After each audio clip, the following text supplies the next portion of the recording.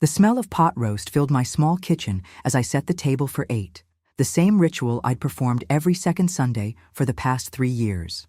Ever since Frank died, these family dinners had become my anchor, the one constant in a life that had shifted dramatically when I lost my partner of 42 years.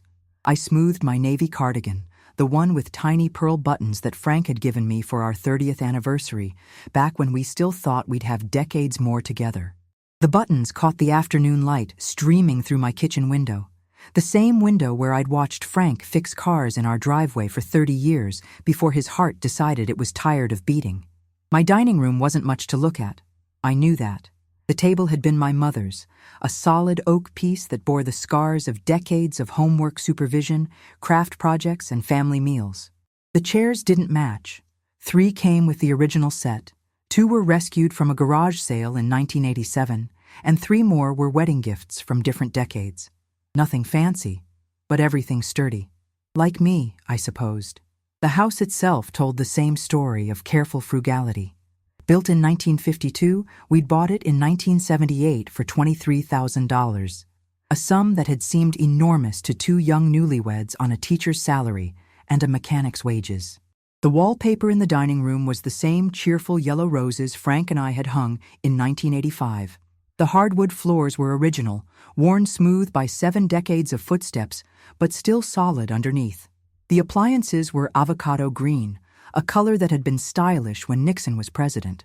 To most people walking through my front door, it probably looked like the home of someone getting by, not getting ahead.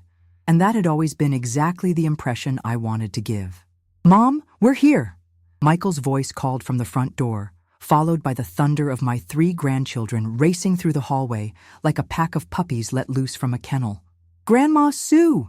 8-year-old Emma launched herself into my arms with the kind of abandon that only children possess, her blonde pigtails flying and her gap-toothed grin lighting up my entire afternoon.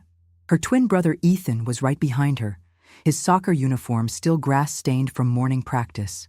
"There are my babies," I said, breathing in that sweet scent of childhood, sunshine, strawberry shampoo, and that indefinable essence of innocence that seems to cling to children like invisible fairy dust. "Go wash up. Dinner's almost ready." 12-year-old Sophia gave me a more dignified hug, already too grown up for full enthusiasm, but not quite ready to abandon grandma hugs entirely. She was at that delicate age where she was beginning to notice that my house wasn't as nice as her friends' houses, that my car was older than she was, that Grandma Sue wore the same cardigan to church every Sunday. Jessica appeared in the doorway, perfectly put together as always, in her dark wash designer jeans and cream silk blouse that probably cost more than I spent on clothes in 3 months. Her honey-colored hair was styled in loose waves that looked effortless, but I knew from watching her Instagram stories took 40 minutes and 3 different products to achieve.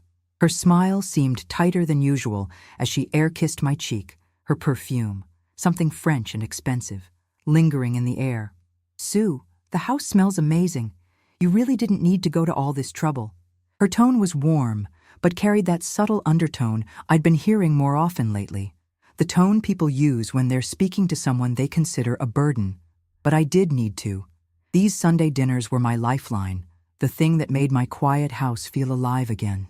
Michael followed his wife into my kitchen, his tie loosened and his sleeves rolled up like he'd come straight from work. At 35, he looked more like Frank every year.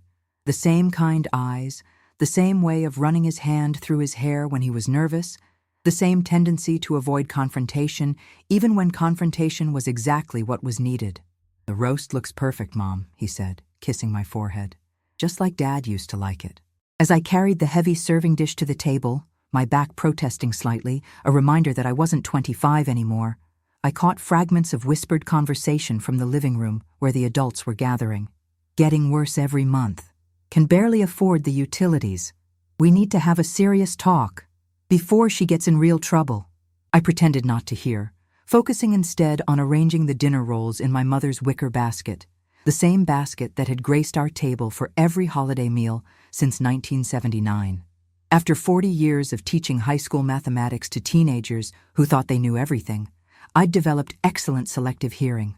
Sometimes the most important lessons came from what people said when they thought you weren't listening. The irony wasn't lost on me.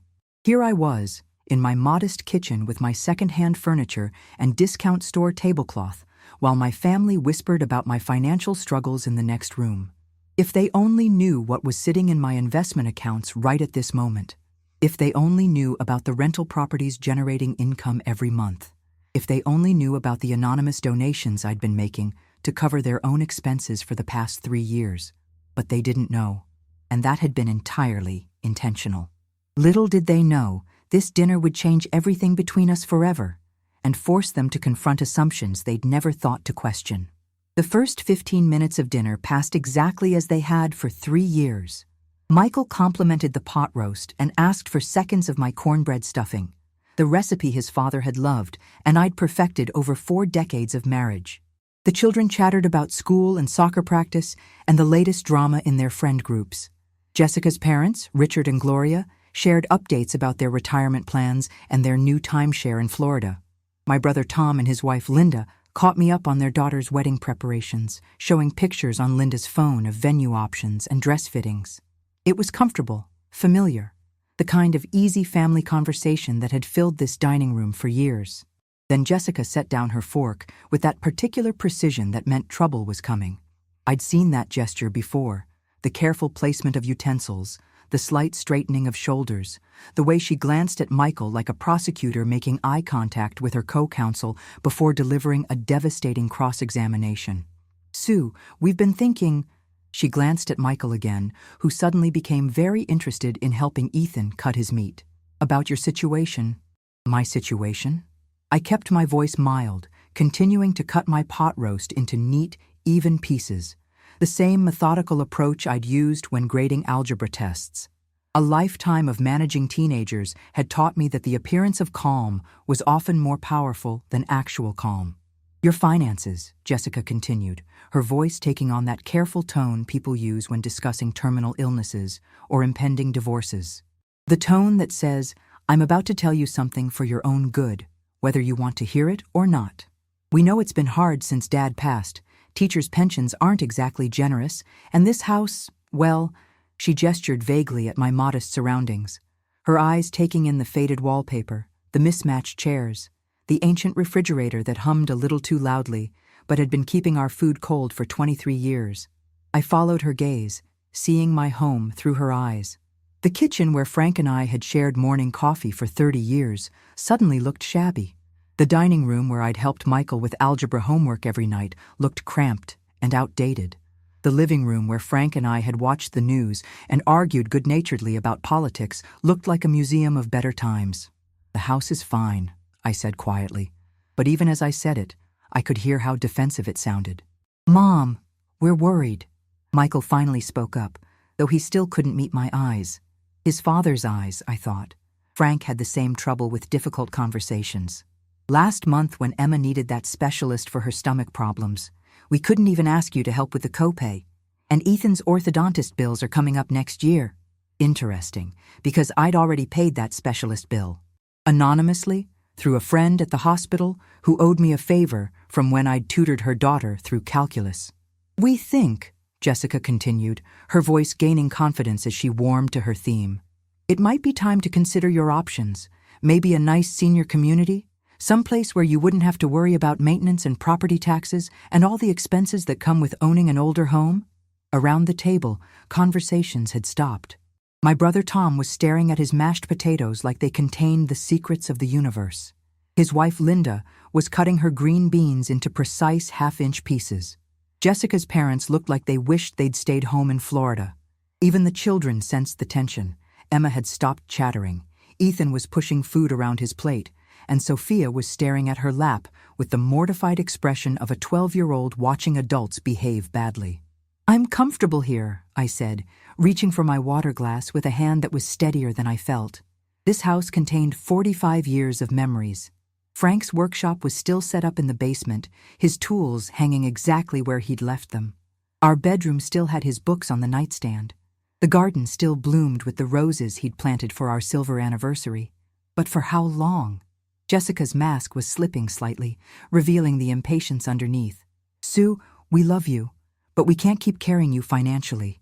Michael's been covering your property taxes for the past 2 years, and I've been buying your groceries half the time. It's not sustainable for our family." The silence that followed was deafening. The only sound was the old grandfather clock in the hallway, Frank's grandfather's clock, ticking away the seconds of what felt like the longest moment of my life. Property taxes? Groceries? Oh, my dear daughter-in-law, you have absolutely no idea what's about to hit you. Michael was staring at his plate like it might provide escape from this conversation. Tom and Linda were exchanging glances that clearly said, "We should not be here for this." The children were confused and uncomfortable, sensing that something important and adult was happening, but not understanding what. But I understood perfectly. For 3 years, I'd been watching my family treat me like a charity case. I'd stayed quiet when Michael insisted on helping with bills I'd never asked him to pay. I'd smiled graciously when Jessica bought groceries and acted like she was saving me from starvation. I'd accepted their pity and their condescension because I wanted to see who they really were when they thought I had nothing to offer them except my need. Well, now I knew. What they didn't know was that I'd been keeping careful records of every assumption, every condescending gesture, every dollar they thought they were spending on poor, helpless Sue. And tomorrow, I would make some very interesting phone calls. That night, after everyone left with strained goodbyes and promises to think seriously about what we discussed, I sat in Frank's old recliner with a cup of Earl Grey tea and my laptop. The house felt different somehow, smaller and larger at the same time.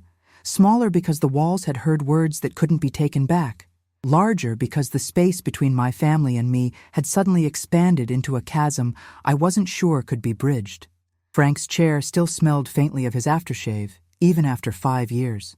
I'd kept meaning to have it reupholstered, but somehow I couldn't bring myself to erase that last physical reminder of the man who'd shared this house with me for 3 decades.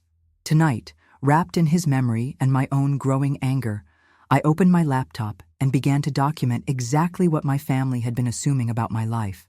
For 3 years, I'd watched them treat me like a charity case. I'd stayed quiet when Michael insisted on helping with bills I'd never asked him to pay. I'd smiled when Jessica bought groceries and acted like she was rescuing me from poverty.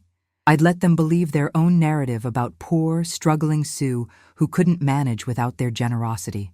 I opened my banking app and stared at the numbers that would shock them speechless. Checking account, 47,832.18. Money market, 189,55.73. Investment portfolio, $2,449. A4 real estate holdings, $890,000. Net equity. Then I opened the manila folder where I kept my real financial records, the ones that told the true story of what had been happening in this family for the past 3 years. Over those 3 years, I had paid Emma's specialist consultation and follow-up tests, $3,247.83, covered Ethan's emergency room visit when he broke his wrist, $1,847.92, bought Michael a new transmission when his car died, $2,400. EO0, paid for Jessica's mother's prescription glasses, $847.50, sent anonymous cash for the children's Christmas presents, $1,500 annually, covered the deposit on Michael's apartment when they moved, $2,200, paid Jessica's emergency dental work, $1,293.45, all done through carefully orchestrated channels. A friend at the hospital here, a mechanic who owed me a favor there, a former student who now worked at the bank. I'd been their secret financial guardian angel for 3 years, and they'd never suspected a thing because I'd been careful to make it look like good fortune or charity from other sources. My phone buzzed with a text from Michael. "Mom, I hope you'll really think about what Jessica said tonight. We just want what's best for you. Maybe we could visit Sunset Manor together next week?" I stared at the message for a long moment, remembering the little boy who used to sit at my kitchen table struggling with long division, tears of frustration running down his cheeks. I'd taught him that every problem had a solution if you were patient enough to work through it step by step. I'd taught him that assumptions were dangerous in mathematics, that you had to prove every step of your work. Apparently, he'd forgotten those lessons. I typed back, "I'm already thinking, sweetheart. More than you know." The next morning, I woke up with a clarity I hadn't felt since Frank died. I made my coffee in his old percolator, ate my toast with the marmalade we'd bought on our last trip to England, and made my first call. Beverly? It's Sue Thompson. Yes, from the Teachers Union. I need a favor, and I need you to be very discreet about it. By the end of the week, I would have everything I needed for the most satisfying conversation of my life and the most important lesson my family would ever receive. Tuesday morning dawned crisp and clear, the kind of October day that makes Ohio look like a postcard. I drove my modest Honda Civic to the bank downtown, not the little branch where Jessica worked part-time doing customer service, but the main office where I'd built relationships over 4 decades of careful financial planning. The drive gave me time to think about what I was about to do. This wasn't revenge. Revenge was petty and destructive, and I'd spent 40 years teaching children that destroying others never built anything worthwhile. This was education. This was a lesson in assumptions and respect, and the dangerous habit of judging people by their appearance rather than their character. Mrs. Thompson, Robert Martinez, my investment manager for the past 15 years, stood up as I approached his office. Robert had been one of my students back in the 1990s, a quiet kid who'd struggled with algebra until I convinced him that math was just another language, one he could learn if he was patient with himself. What brings you in today? Is everything all right with your portfolio? Everything's perfect, Robert. I need complete printouts of all my accounts. Everything. And I need that property portfolio summary we discussed last month. Robert's eyebrows rose slightly. May I ask what this is for? I'm going to educate my family about the dangers of making assumptions, I said, settling into the leather chair across from his desk. They seem to think I'm living in poverty. 20 minutes later, I walked out with a manila envelope thick enough to choke a horse. Every investment, every dividend payment, every property acquisition, every transaction for the past 5 years. All perfectly legal, all carefully documented, all testament to what happened when a math teacher applied compound interest calculations to real life over the course of 4 decades. Wednesday, I visited Beverly Chen at the Teachers Credit Union. Beverly had been my department head for my last 10 years of teaching, a brilliant woman who understood that teachers needed to be smarter about money than most people because society consistently undervalued their contributions. Sue, honey, you look like a woman on a mission, Beverly said as she printed out my pension statements and the investment account I'd built through their program, an account that had grown from $500 monthly contributions to something that would make most financial advisors weep with joy. Something like that, I said, accepting another thick envelope. Beverly, you remember when I asked you to handle that anonymous donation to the Children's Hospital last year? The one for the family who couldn't afford their daughter's surgery? Of course. Very generous of you. The family never knew who paid for Emma's treatment. Emma. My granddaughter, whose medical bills I'd paid while letting Michael and Jessica believe it was hospital charity. I need documentation of all my anonymous charitable contributions over the past 3 years. Can you compile that for me? Of course, but Sue, is everything all right? Everything's about to be very all right, Beverly, for the first time in 3 years. Thursday, I met with Tom Patterson, the lawyer who'd handled Frank's estate and helped me structure my property investments. Tom's office was in one of those renovated Victorian houses downtown, all polished wood and leather-bound books and the smell of success. Sue, what's all this about? He asked, as I spread documents across his mahogany conference table. I'm going to educate my family about assumptions, Tom. They think I'm poor. They think they've been supporting me financially. They want to put me in a nursing home because they believe I can't afford to maintain my house. This is impressive, Sue. I had no idea you'd built such a substantial portfolio. He was flipping through pages, his lawyer's mind automatically calculating totals. You're not just comfortable. You're genuinely wealthy. That was the point. Frank and I never believed in flashy displays. We believed in security, in being able to help our family when they needed it, in leaving something behind for the grandchildren. And they don't know? They've never asked. They've assumed. And assumptions, as I used to tell my students, can lead you to solve the wrong problem entirely. Friday evening, after I'd organized all my documents into neat stacks on my dining room table, I called my son. Michael, would you mind if we had a family meeting Sunday, instead of our usual dinner? Of course, Mom. Is everything okay? You're not sick, are you? The concern in his voice almost broke my heart. Despite everything, despite the condescension and the assumptions, he loved me. They all loved me. They were just wrong about everything else. Everything's perfect, sweetheart. Just bring Jessica and the kids. We need to discuss my situation, as you called it.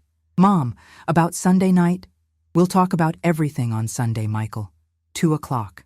What I discovered next would prove that assumptions are dangerous things, especially when they're about a math teacher who's been calculating compound interest for 40 years and has been very, very good at her calculations. Saturday morning, I stood in my bedroom looking at 2 outfits spread across Frank's side of the bed, the side I still couldn't bring myself to sleep on, even 5 years after his funeral. The navy dress with tiny pearl buttons that I wore to church and important occasions, my armor for difficult conversations, or the gray suit I'd worn to my retirement dinner 3 years ago, when Principal Morrison had called me an institution of quiet excellence, and the entire faculty had given me a standing ovation. The gray suit. Today called for institutional authority, not grandmotherly softness. I'd spent 40 years teaching algebra to teenagers who thought they were smarter than the quiet woman at the front of the classroom. I'd learned that the most powerful moments in education came not from raising your voice or demanding respect, but from presenting irrefutable evidence and letting the truth speak for itself. Mathematics was beautiful that way. It didn't care about your feelings or your assumptions. 2 plus 2 was always 4, regardless of what you wanted it to be.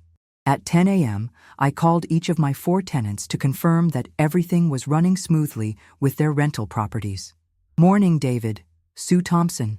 Yes, everything's fine with me. I just wanted to confirm your rent will be on time this month? Perfect. And the maintenance issue with the furnace is resolved? Excellent. 4 calls. 4 properties scattered across 3 counties. $1,500 in monthly net income that my family had never suspected existed because they'd never bothered to ask where my money actually came from.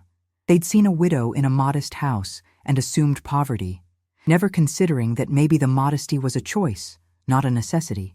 The duplex on Maple Street, bought in 1994 for $42,000, now worth $95,000 and generating $800 monthly rent. The house on Cherry Lane, purchased in 1998 for $38,000, now worth $85,000 and bringing in $750 monthly. The apartment building on Fifth Avenue, my crown jewel, bought in 2003 for $89,000, now worth $340,000 with 6 units generating $2,100 monthly. And the downtown condo, bought in 2010 for $65,000, now worth $120,000, and rented to a young lawyer for $850 monthly. At noon, I drove to my storage unit, the one Michael didn't know existed because he'd never asked about such things. Unit 47 at Storall, on the outskirts of town, where I kept the physical documents that told the real story of my financial life. From a filing cabinet in the back, behind boxes of Frank's tools and my teaching supplies, I retrieved the folder labeled Future Security. Stock certificates from companies I'd invested in over the decades, back when you still got physical certificates that proved ownership. Apple, when it was $15 a share in 1997 and everyone thought I was crazy for buying technology stocks. Microsoft at $28 in 1999. Amazon at $52 in 2001, when people were saying internet commerce would never replace real shopping. Google at $85 in 2004. Tesla at $23 in 2010. I'd been teaching math while watching the technology sector explode, and I'd been very, very good at calculating risk versus reward. While other teachers were complaining about low salaries, I'd been studying financial statements and annual reports like they were lesson plans. At 2 p.m., I set the table for 8 people, just like always. But today, instead of my mother's everyday china with the cheerful roses, I used the good set, the Spode china that Frank had bought me for our silver anniversary, piece by piece over 2 years of saving. Delicate cream porcelain with gold trim, worth more than Jessica's monthly car payment, but elegant enough that no one would recognize its value unless they knew what to look for. At 3:30, I put on my gray suit, my pearl earrings, and the Cartier watch Frank had given me when I got tenure. Simple, elegant, expensive, hidden in plain sight like everything else about my real financial life. At 3:45, I arranged the documents one final time on my dining room table, each stack precisely positioned like I used to arrange final exams. Each pile told part of the story. Each revelation would build on the last. Each piece of evidence would systematically dismantle every assumption my family had made about my life. At 3:50, I sat down in my chair at the head of the table, Frank's old chair, which I'd claimed after he died, and waited. Little did they know, the quiet math teacher was about to give them the most important lesson of their lives, a lesson about respect, assumptions, and the dangerous habit of judging people by what you think you see rather than what you know to be true. Sunday morning, I woke at 5 a.m., teacher's hours that had never really left me, even 3 years into retirement. The house was perfectly quiet, that deep silence that comes before dawn when the world holds its breath. I made coffee in Frank's old percolator, the same blue enamel pot we'd used every morning for 30 years, and sat at my kitchen table watching the sunrise through windows that Jessica thought I couldn't afford to replace. Those windows were original to the house, installed in 1952 when Eisenhower was president, and a teacher's salary could still buy a piece of the American dream. Frank and I had bought this place in 1978 for $23,000, a sum that had seemed enormous to two young people fresh out of college, him with his mechanics certification and me with my teaching degree and dreams of shaping young minds. The windows were single-pane glass in wooden frames that Frank had lovingly maintained, scraping and repainting them every few years, replacing the sash cords when they broke, installing storm windows every October and taking them down every April. They weren't energy efficient by modern standards, but they let in beautiful light, and they'd outlasted 3 decades of Ohio weather. Jessica saw outdated fixtures and assumed poverty. I saw quality craftsmanship and memories of Frank's hands working to keep our home beautiful. At 7 a.m., I walked through my house with fresh eyes, seeing it as my family saw it. The hardwood floors were worn smooth by 7 decades of footsteps, but they were solid oak underneath that could be refinished to showroom perfection if I chose.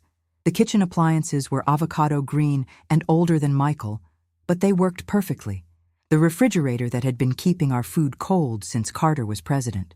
The stove where I'd cooked 10,000 meals. The dishwasher that had cleaned dishes for more family dinners than I could count. Everything in this house told the story of people who chose durability over fashion, function over form. Frank and I had never been interested in impressing anyone. We'd been interested in building something that would last. At 8 a.m., I called my first tenant again. David, Sue Thompson, I'm sorry to bother you on a Sunday, but I wanted to make sure the heat's working properly in the duplex. Good. And Mrs. Rodriguez in the other unit is comfortable? Excellent. You're both such wonderful tenants. Then Sarah at the Cherry Lane house. The roof repair we did last month is holding up well? Perfect. You know, I want you to be completely comfortable there. Then the downtown condo. Marcus, how's everything? The building manager is responsive when you need anything? Good. I'm so glad you're happy there. 4 properties, $1,500 monthly net income. 6 tenants who had no idea their landlord was a retired teacher driving a 12-year-old Honda and living in a house with original 1950s windows. At 10 a.m., I drove to my storage unit one more time. From the filing cabinet in the back, I retrieved one more folder, the one labeled Family Legacy. Inside were documents that would shock my family even more than my bank statements. The trust I'd established for my grandchildren's education, the scholarship fund I'd endowed at Lincoln High School in Frank's memory, the annual donations I'd been making to causes they cared about but never knew I supported. At noon, I set the table for 8 people using the good china, the sterling silver flatware that had been my grandmother's, and the crystal glasses Frank and I had received as wedding gifts 44 years ago. Not because we were having a fancy meal, but because I wanted my family to understand that I'd always had nice things. I'd simply chosen not to display them casually. At 12:30, I put on my gray suit, the one that had cost more than most people spent on clothes in 6 months, but looked so understated that no one would ever guess its price. I added my pearl necklace, the one Frank had given me for our 20th anniversary, each pearl carefully selected and perfectly matched. Then my watch, not flashy, but if Jessica had bothered to really look at it, she would have recognized the Cartier logo. At 1 p.m., I arranged the documents one final time. 5 stacks of papers, each one representing a different aspect of the financial life my family had never bothered to investigate. Stack 1. Bank statements showing my actual liquid assets. Stack 2. Property deeds and rental income statements. Stack 3.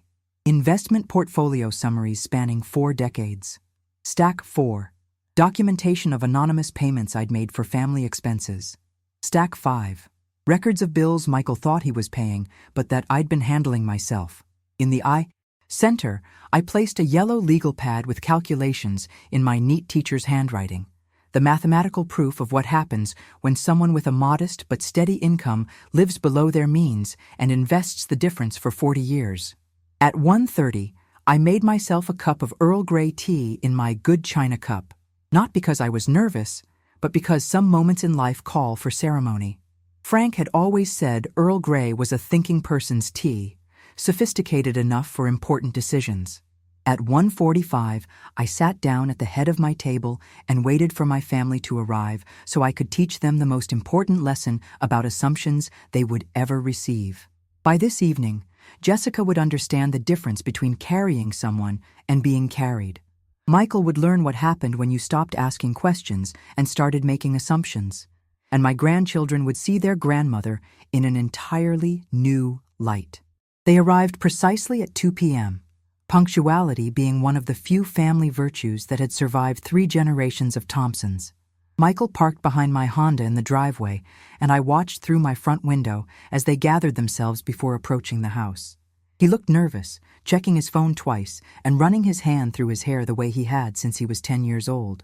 Jessica wore her best "let's be reasonable about this" smile and carried a folder that I suspected contained brochures for Sunset Manor. The children tumbled out of the back seat with their usual energy, Emma in her Sunday dress with grass stains on the knees, Ethan still wearing his soccer cleats, and Sophia clutching her phone like a lifeline.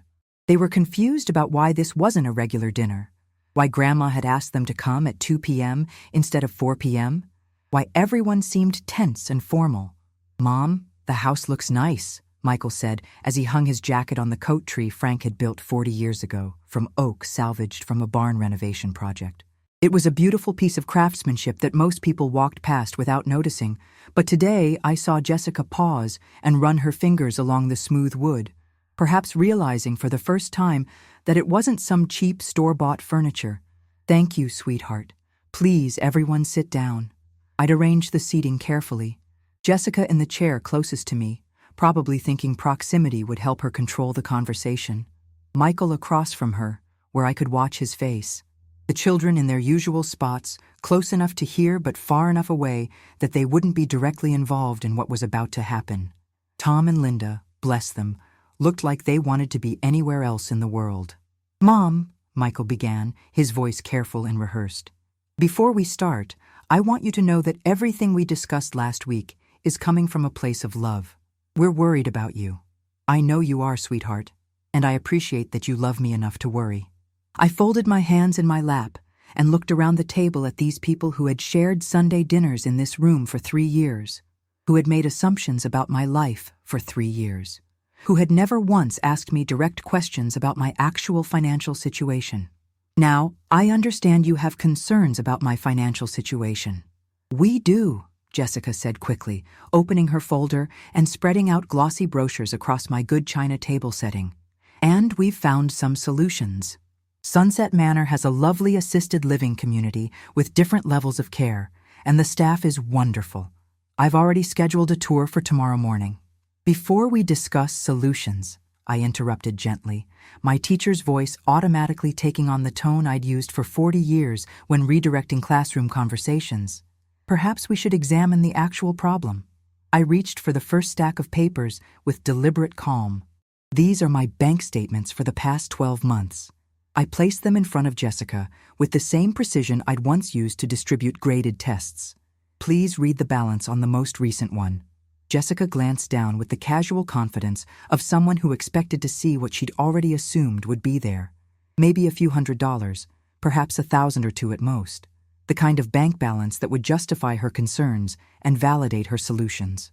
Instead, she found herself staring at numbers that made no sense in the context of everything she thought she knew about her mother-in-law's life. Her eyes widened. Her perfectly applied lipstick formed a small O of surprise. She blinked twice, as if the numbers might rearrange themselves into something more manageable. This says, "This can't be right." Her voice was smaller now, uncertain. "What does it say, Jessica?" "It says 47,32 18s. But that's impossible. How could you have—" "Where did this money come from?" Michael leaned over to look, and his face went through the same progression of emotions: confusion, disbelief, shock. "Mom, I don't understand. We thought you always seemed—" "I saved it," I said simply, reaching for the second stack. "These are my investment account statements." More papers slid across the polished wood of my mother's table. Jessica's hands were trembling slightly as she turned pages, her eyes scanning numbers that got larger and more impossible with each statement. $2.1 million? Her voice cracked. "Sue, this has to be some kind of mistake." "Mathematics doesn't make mistakes, Jessica. I taught it for 40 years. The silence that followed was so complete, I could hear the old grandfather clock in the hallway, the one that had belonged to Frank's grandfather, ticking away the seconds of their dawning realization. That's when I realized they had never bothered to ask what I actually did with my money for 40 years of teaching. They had simply seen a modest house and an old car and assumed poverty, never considering that maybe, just maybe, a math teacher might be very good with numbers. The silence stretched like a held breath while Jessica stared at papers that were rewriting everything she thought she knew about the woman across from her. Michael looked like he'd been physically struck, his face pale and his eyes wide with the kind of shock that comes when reality suddenly shifts beneath your feet. "I don't understand," he finally whispered, his voice sounding younger than his 35 years. "Let me help you understand." I reached for the third stack of documents, my movements calm and deliberate. 40 years of teaching had trained me to control the pace of revelation, to build understanding step by careful step. These are the deeds to my rental properties. 4 manila folders slid across the polished wood, each one containing documents that would have been impossible to ignore if anyone had ever bothered to look. The duplex on Maple Street, the house on Cherry Lane, the apartment building on Fifth Avenue, and the downtown condo. All purchased over the past 25 years, all generating monthly income. Jessica picked up the first deed with hands that shook slightly. "You own the apartment building on Fifth Avenue? The brick one near the courthouse?" 6 units. Very nice tenants. I always run background checks and credit reports. The building's worth about $340,000 now. I bought it for $89,000 in 2003. I watched her face as she did the mathematics, watched her realize that her mother-in-law had made a 280% return on a single investment while she was still in college learning about marketing strategies. "But Mom," Michael's voice cracked like he was 16 again, "you never said anything. We had no idea." "When should I have mentioned it, Michael? When you insisted on paying my property taxes without asking if I needed help. When Jessica lectured me about grocery budgets while buying food I could afford myself. When you both spent 3 years treating me like a charity case who needed saving." Tom and Linda, my brother and sister-in-law, were staring at me like I'd grown a second head. In 30 years of family gatherings, they'd never suspected that their modest sister-in-law was quietly building a real estate empire. Jessica's parents looked like they wished they'd stayed in Florida, their retirement plans suddenly seeming less impressive next to a teacher's portfolio. The children were watching with the fascination of people witnessing something they didn't fully understand, but knew was important. Emma had stopped fidgeting. Ethan had forgotten about his soccer cleats. Even Sophia had put down her phone. "Jessica," I said gently, "you work at a bank. Tell me, what did you think teachers make?" I don't know. Not much?" Her voice was small, all the confidence from last week's dinner replaced by confusion and growing embarrassment. "I made $67,000 a year when I retired, for 40 years. Do you know what happens when someone who teaches mathematics lives below her means for 4 decades and invests the difference in carefully researched stocks and real estate?" She shook her head, though by now she was beginning to understand. I reached for the 4th stack, the one I'd been saving. These are receipts and bank transfers for money I've spent on this family over the past 3 years. Money you never knew about. The papers hit the table like small explosions. Each receipt a revelation. Each bank transfer a tiny earthquake that shifted the foundation of everything they thought they knew. Emma's specialist visit last February, when she was having stomach problems. Paid by me, through Beverly Chen at the Hospital Foundation, $3,247.83. I watched Jessica's face go white as she remembered that week. The relief when they'd been told the bill had been covered by an anonymous donor. Ethan's emergency room visit when he broke his wrist playing soccer. Paid by me, through the clinic's charitable fund, $1,347.92. Michael, that transmission repair you couldn't afford last spring? I sent the money to Garcia's garage the day before you called them. They told you it was covered by their customer loyalty program. The papers kept coming. Each receipt a small revelation. Each transfer a piece of evidence that the woman they'd been pitying had actually been their guardian angel. The Christmas presents you bought for the children last year? The ones you said you couldn't really afford? I anonymously deposited $1,500 in your checking account 2 days before you went shopping. You thought it was a bank error in your favor. Jessica was crying now. Not delicate tears that she could dab away with a tissue, but ugly, shocked sobs that came from somewhere deep in her chest. By morning, they would understand that assumptions about quiet people are the most dangerous assumptions of all, and that a math teacher who had been calculating compound interest for 40 years might just know a thing or two about money.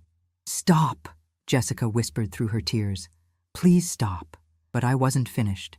40 years of teaching had taught me that incomplete lessons lead to repeated mistakes, and this was a lesson my family needed to understand completely if it was going to mean anything at all.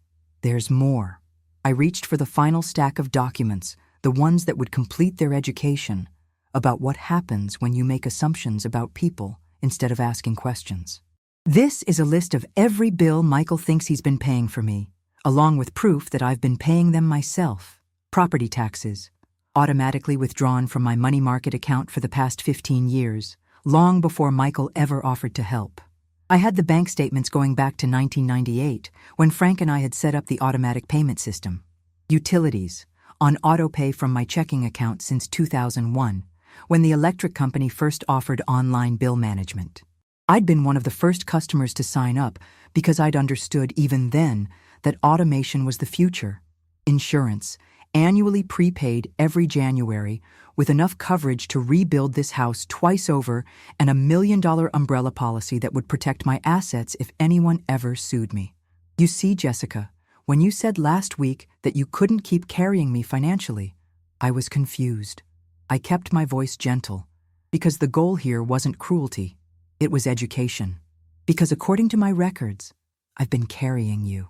The silence in my dining room was so complete that I could hear Emma breathing, could hear the old house settling around us, could hear the sound of assumptions crumbling like sand castles in the tide. Michael buried his face in his hands. "Oh God, Mom, we're so sorry. We're so incredibly sorry. Michael, do you remember what I taught you about assumptions in math?" He looked up, his eyes red and his face streaked with tears. "That they make you solve the wrong problem." "Exactly. You assumed I was poor because I live modestly. You assumed I needed help because I'm a widow. You assumed that because I taught in public school, I couldn't be financially successful." I reached across the table and took his hand, the same hand I'd held when he was learning to walk, when he was struggling with homework, when his father had taught him to change a tire. "But you never asked me about my actual financial situation. You never asked where my money went or how I managed my expenses or whether I might need a different kind of help than what you were offering." I turned to Jessica, who was staring at the papers spread across my table like pieces of a puzzle that finally made sense. "Jessica, you work at a bank. You see people's financial information every day, but you made assumptions about me based on my appearance, my age, my house, my car. You never used your professional knowledge to consider that someone could have substantial assets while living a modest lifestyle." I pulled out one final document, the comprehensive financial statement Tom Patterson had prepared, the one that laid out everything in black and white. "My total net worth is $3,247,000. I am not your charity case, Jessica. I am your children's inheritance. I am their college funds and their wedding funds and their first house down payments.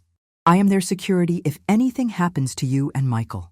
The room was so quiet, I could hear the grandfather clock in the hallway counting off the seconds of their new reality. Emma was staring at me with wide eyes, beginning to understand that Grandma Sue was somehow different than she'd thought. Ethan was looking confused, but impressed by all the grown-up papers and the way everyone was crying. Sophia was old enough to grasp the magnitude of what was happening, and she was staring at her parents with something that looked like disappointment. But why? Jessica's voice was barely a whisper. "Why didn't you tell us? Why let us think you needed help?" I stood up and walked to the window, looking out at the garden where Frank had planted roses for our silver anniversary, where I still grew tomatoes every summer, where I'd learned that the most beautiful things often grew quietly, without fanfare or attention. "Because I wanted to know who you really were," I said, turning back to face my family. "I wanted to know if my son would still visit his mother if he thought she was poor, if my daughter-in-law would still include me in holiday plans if she believed I was a burden, if my grandchildren would still love me if I couldn't buy them expensive gifts." Understanding dawned on Michael's face like sunrise after a long, dark night. "You were testing us. I was learning about you and teaching you about assumptions and discovering whether the people I loved would love me back when they thought I had nothing to offer them except my presence and my love." The truth hung in the air between us like morning fog, changing the shape of everything they thought they knew about their family, about respect, about the dangerous habit of judging people by what you think you see instead of what you take the time to truly understand. 3 hours later, after tears and apologies and conversations that cut deeper than any we'd ever had as a family, only Michael remained. The children were upstairs in the room that had been Michael's when he was their age, playing with toys I'd saved from his childhood, toys that suddenly seemed to carry more weight, more history, more intention than anyone had realized. Jessica had locked herself in my bathroom for 20 minutes, and I could hear her making phone calls through the door. Probably canceling tomorrow's tour of Sunset Manor, possibly calling her mother to confess that she'd completely misjudged her mother-in-law, definitely having conversations that would reshape how she thought about family and respect and the difference between helping someone and assuming they needed help. "Mom," Michael said, his voice hoarse from crying and talking and trying to understand how he'd gotten everything so wrong. "I feel like I don't know you at all. You know me, sweetheart. You know that I love you and your father loved you, and we raised you to be kind and generous and thoughtful. You just didn't know this part of me." I poured him more coffee from the good silver service, another piece of my hidden life that had been sitting in plain sight for years, dismissed as old-fashioned rather than recognized as valuable. But why? Why keep it secret? Why let us make fools of ourselves? "Let me ask you something, Michael. What would have happened if you'd known I was wealthy 3 years ago, right after your father died?" He was quiet for a long moment, turning his coffee cup in his hands the way he had as a child when he was thinking hard about a difficult problem. "I guess we would have acted differently." "How differently?" "We probably would have asked you for money, expected you to pay for things, maybe taken advantage." His voice trailed off as he began to understand. "And Jessica?" He winced. "She probably would have been nicer to you, more respectful, but it would have been because of your money, not because of who you are." "Exactly. But would that respect have been real? Would that kindness have meant anything?" Understanding was dawning on his face like sunrise after the longest night of his life. "You wanted to know who we really were. I wanted to know if my son would still call his mother every week if he thought she was struggling financially. If my daughter-in-law would still invite me to birthday parties and school plays if she believed I was a burden on the family. If my grandchildren would still run to hug me if they knew I couldn't buy them elaborate Christmas presents. And now you know. Now I know." I reached across the table and squeezed his hand, the same hand I'd held when he was learning to tie his shoes, when he was nervous about his first day of school, when he'd cried at his father's funeral. "You failed the test tonight, Michael, but you also passed it every Sunday for 3 years." Jessica appeared in the doorway, her makeup repaired, but her eyes still red and swollen. She moved carefully, like someone navigating unfamiliar territory, unsure of her footing. "Sue, I owe you an apology that's bigger than I know how to make." "Jessica, sit down." She perched on the edge of her chair like a student called to the principal's office, her usual confidence replaced by uncertainty and what I recognized as genuine remorse. I feel horrible. I feel like the worst person in the world. Good.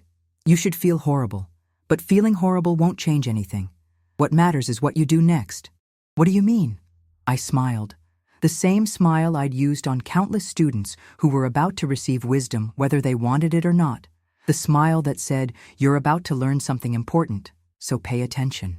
You're going to learn to see people for who they are, not what you think they have or what you assume they need.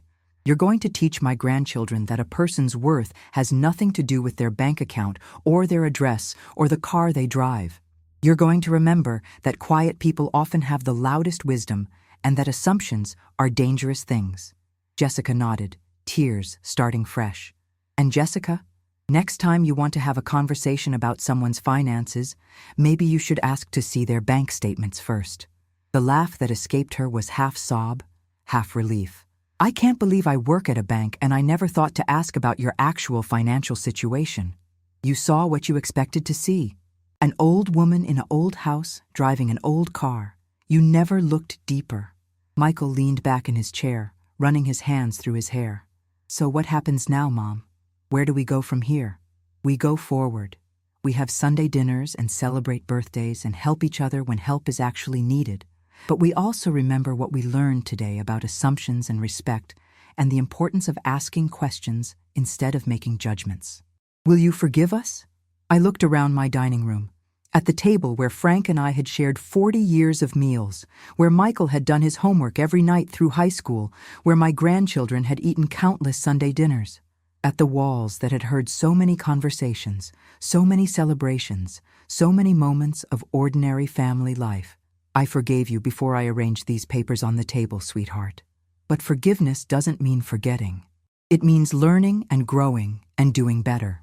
6 months later, our family dinners resumed their normal rhythm. But now, when Jessica compliments my pot roast, she also asks about my investment strategies. When Michael offers to help with bills, he asks first whether I actually need help. And when my grandchildren visit, they see their grandmother as someone who built something remarkable through patience and wisdom and the kind of quiet strength that shapes the world without demanding recognition. Because wisdom, like compound interest, grows quietly over time. And sometimes the most powerful lessons come from the most unexpected teachers. Teachers who understand that the best education happens when people discover they've been solving the wrong problem all along. 1 year later, at Emma's 9th birthday party, the afternoon sun streamed through my kitchen windows as I watched 3 generations of my family gathered in the backyard Frank had loved so much. Michael was teaching Ethan how to use a socket wrench on an old bicycle, passing down the mechanical skills his father had taught him. Jessica was helping Emma plant marigolds in the flower bed, their heads bent together over seed packets and garden tools. Sophia found me on the back porch, settling beside me on the wooden swing Frank had built when she was still a toddler. "Grandma Sue," she said, her voice carrying that particular tone 12-year-olds use when they're working up to asking something important. "Mom says you're really smart about money." "I suppose I am, sweetheart." "Will you teach me? I want to be smart about money too." I smiled and pulled a penny from my pocket, the same kind of penny I'd used to teach mathematical concepts to students for 40 years, now repurposed for a different kind of lesson. "See this penny? If you invest it wisely and wait long enough, it can grow into something much bigger." "How much bigger?"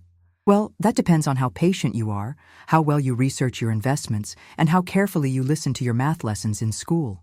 Emma looked up from her marigold planting and wandered over to us, dirt on her hands and curiosity in her eyes. "What are you talking about?" "Grandma's going to teach us about money," Sophia said with the authority of an older sister. "Can I learn too?" "Of course you can, sweetheart." I held out my hand, revealing 2 more pennies. Everyone can learn if they're willing to be patient and ask good questions. Ethan abandoned his bicycle project and joined us on the porch, followed by his parents. Jessica sat down on the steps, her designer jeans now sporting grass stains and her perfectly styled hair slightly mussed from an afternoon of gardening and birthday party chaos. "What's Grandma teaching you?" Michael asked, settling into one of the porch chairs with a glass of lemonade.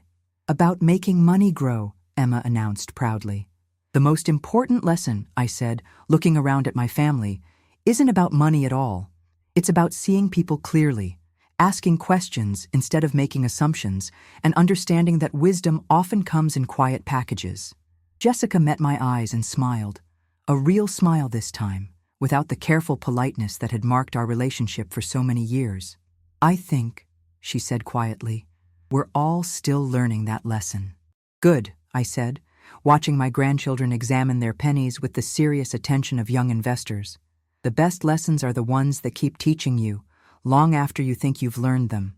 From inside the house, the grandfather clock chimed 4 o'clock, the same clock that had measured time for 3 generations of my family, that had ticked away the seconds during the most important conversation we'd ever had, that would continue marking moments long after I was gone.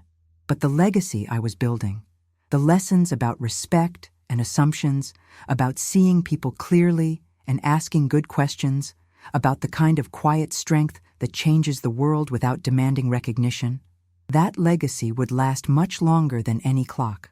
Sometimes the greatest inheritance isn't money. It's the wisdom to know that everyone has hidden depths, the humility to look for them, and the patience to let them be revealed in their own time.